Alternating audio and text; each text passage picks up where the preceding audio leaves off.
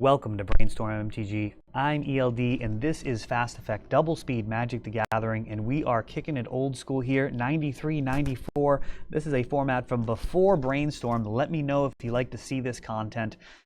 This is a Eternal format, but Brainstorm's not in it, so I'm not sure. I don't know. I think it's a good fit. I'm definitely supporting it at my store.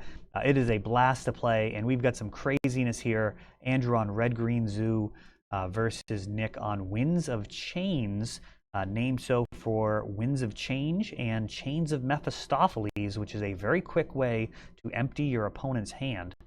Chains of Mephistopheles, a card that tends to confuse people.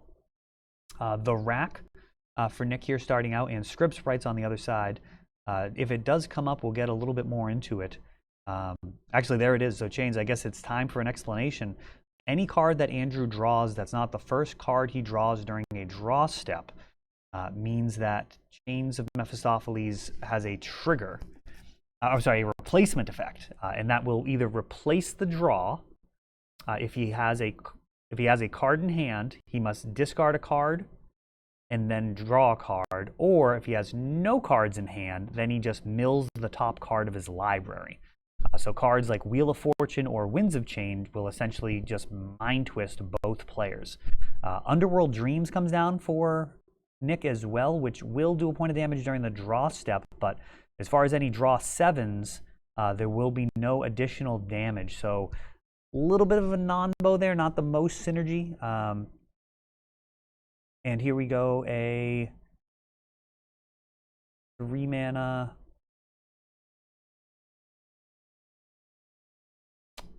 I think that was Winds of Change. I'm not sure why it was 3-mana. I don't know if it was Wheel of Fortune. Things getting shuffled back in. Oh, it must be Time Twister? Must be Time Twister. That's the only thing that makes sense there, if it's everything's getting shuffled back in. I'm going to assume it's Time Twister. I didn't see the card, but that's the only thing that makes sense to me here. And that is an Underground Sea on top, enabling that. So Wheel of Fortune and Time Twister, Winds of Change, all of them will essentially result in both players getting mind twisted, but there will be no damage off of the Underworld Dreams, which is usually what Underworld Dreams wants to do, is do like 7 damage at a time every time you bomb a draw 7. Sometimes chaining them together to end the game just over the course of just one turn. One of the few ways that you can actually combo out in this format. Script Sprites being joined by Mishra's Factory here. Factory beats, closing the window pretty quick. Nick got a couple of more turns here. Strip Mine, buying him some serious time. 3 more swings. Andrew drawing back up outside of Black Vice range, so right now just taking damage from the Underworld Dreams at the beginning of the draw step. Winds of Change back down to 0 cards. So he'll take 4 damage. This is a nail biter. Tough to say if that Chains of Mephistopheles has been helping or hurting here. He's been denying Andrew a ton of cards, but man, those extra points of damage would be welcome too. This is a sweet card. I actually used to play a Chains Anvil deck back in the day. We have a lull in the action. I actually pulled off my favorite bluff of all time using that deck. See if we have time to squeeze that anecdote in. Drawing a card, swinging for 2. Nick's got 1 more turn here. Mock Sapphire, that is not going to help at all. So on to game number 2.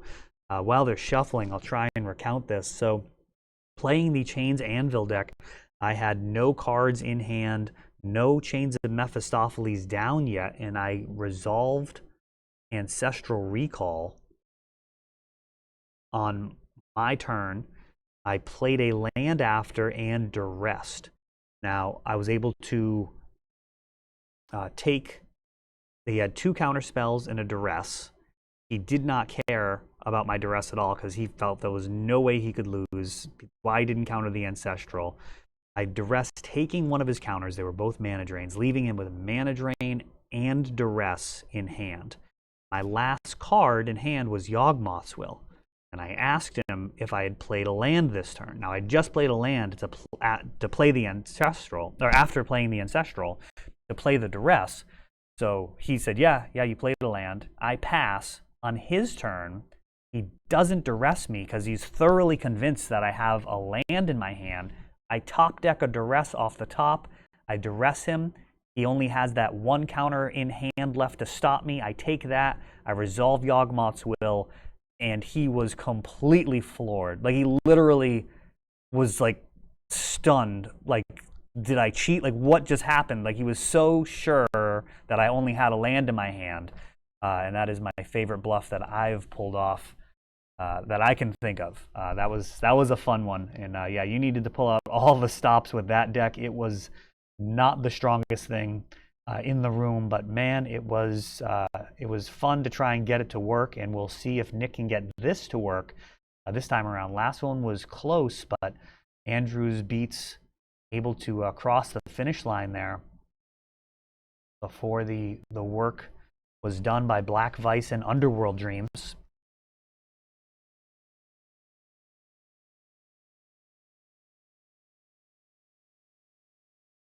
See what's going on here. Gonna go to 6. Probably able to rebound pretty easily. All these draw 7s. I guess there's not that many draw 7s. He's got some draw 7s. Winds of Change does leave you down a card. But he wants to essentially get a bunch of stuff on board and link those Winds of Change together. Evil Presence. Nearly land destruction versus this deck. I'm not seeing a lot of colored mana symbols. Let's see if he has any.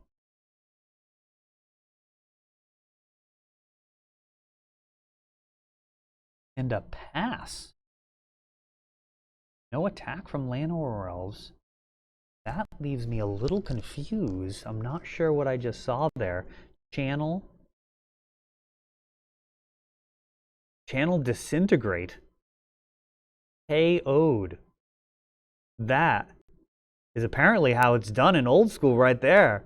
That is one of the other ways to win in one turn. We actually just got to see a Channel Disintegrate. I mean, that's what Channel Fireball is named for right there, is that type of explosive turn. And that is how it's done. So well done, Andrew. Taking it down in 2.